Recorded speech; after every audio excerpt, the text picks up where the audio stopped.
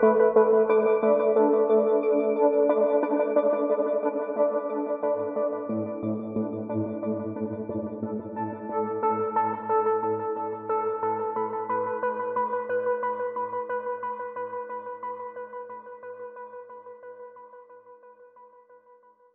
que lo que estamos viendo es el enorme éxito que está teniendo lo que se conoce como la inteligencia artificial estrecha o particular, que consiste en sistemas de inteligencia artificial que son capaces de resolver con una gran eficacia, por lo general muy por encima del nivel humano, aunque no siempre, pues tareas concretas, ¿no? Conviene aclarar que se entiende por inteligencia artificial el campo que trata del estudio de máquinas que pueden desarrollar tareas que cuando las realiza un ser humano decimos que las realiza de forma inteligente.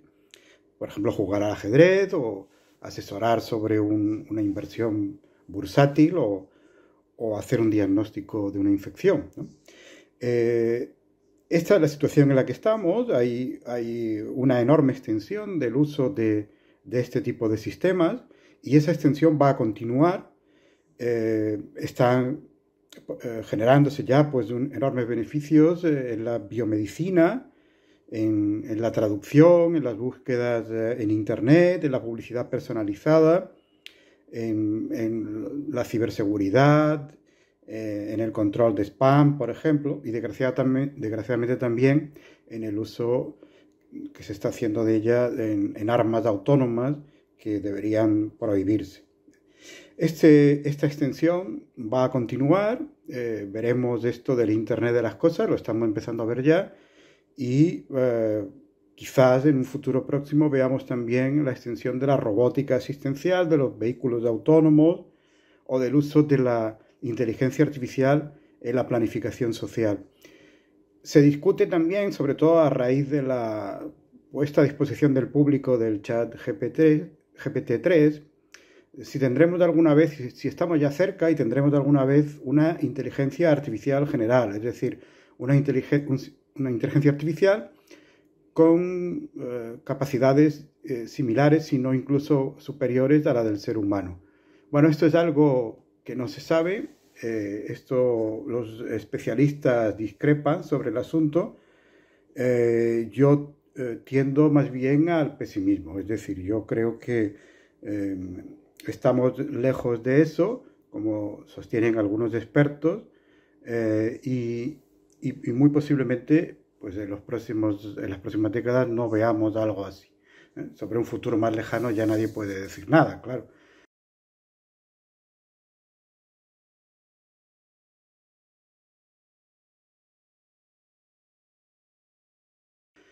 Sobre la segunda cuestión de cómo está afectando todo esto a la concepción del ser humano, bueno, yo creo que empezamos a ver que tenemos que empezar a valorar lo que hay de característico en el ser humano frente a la inteligencia de las máquinas. Las máquinas no tienen el mismo tipo de inteligencia que el ser humano.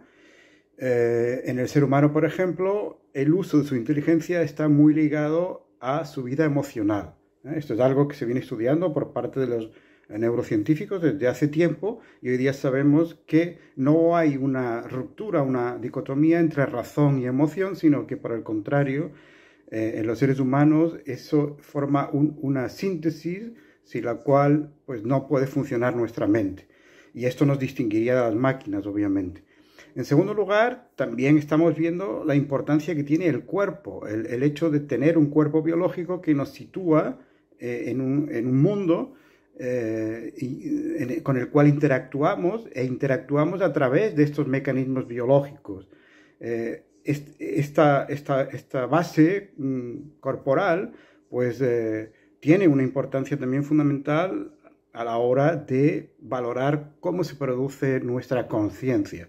Hay filósofos como John Searle o como Massimo Puglisi que mantienen que la conciencia es un producto biológico, que sin un cuerpo biológico no podríamos tener conciencia. Por otro lado, Gerd Gigerenzer pues ha subrayado un hecho que también conviene destacar, y es que los algoritmos son muy buenos a la hora de hacer predicciones en situaciones muy estables y bien definidas, donde las reglas están claras. En ese tipo de situaciones, los algoritmos pueden utilizar toda la información que tienen del pasado para hacer predicciones sobre el futuro y suelen acertar bastante. Sin embargo, son no tan buenos, digámoslo así, incluso muy inferiores a los seres humanos a la hora de valorar situaciones en las que nos movemos con un nivel alto de complejidad, con un número importante de variables y donde la incertidumbre es grande. En cambio, nuestra mente, la mente humana, ha evolucionado justamente para manejarse bien en este tipo de situaciones. Pensemos, por poner un ejemplo muy trivial, en la decisión de casarse o la decisión de qué hacer frente a una epidemia de la que no sabemos todavía pues, mucho acerca de su origen, etcétera, etcétera, ¿no? Eso lo hemos podido comprobar, por ejemplo, en el caso de la reciente pandemia de COVID-19. También se plantea el problema del comportamiento moral. Se intenta ver cómo podrían en el futuro las máquinas asumir ese comportamiento moral propio de los seres humanos. Es lo que se conoce como el problema del alineamiento. ¿Cómo podrían tener un comportamiento moral? Es un problema tremendamente complejo y ni siquiera está claro que esto alguna vez se pueda. Y finalmente yo señalaría también la importancia que va adquiriendo el concepto de vulnerabilidad, no como algo eliminable en nuestra especie, como pretenden los transhumanistas, sino como algo que caracteriza también a nuestra especie y que es lo que podríamos decir constituye la base de nuestra vida social.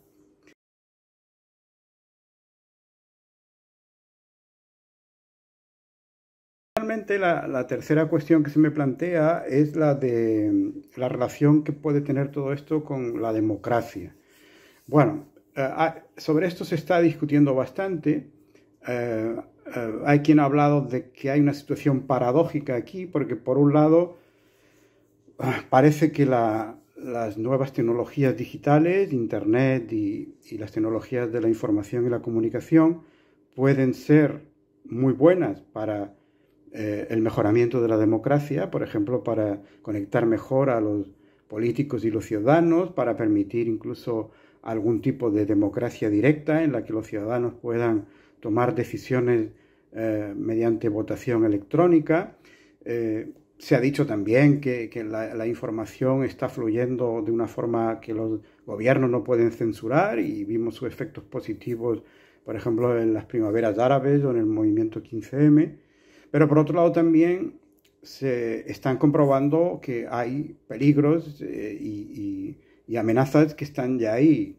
Por ejemplo, pues el modo en que los políticos populistas utilizan las redes sociales para acceder directamente a su público y difunden noticias falsas que además tienen más éxito en esa difusión que las noticias verdaderas.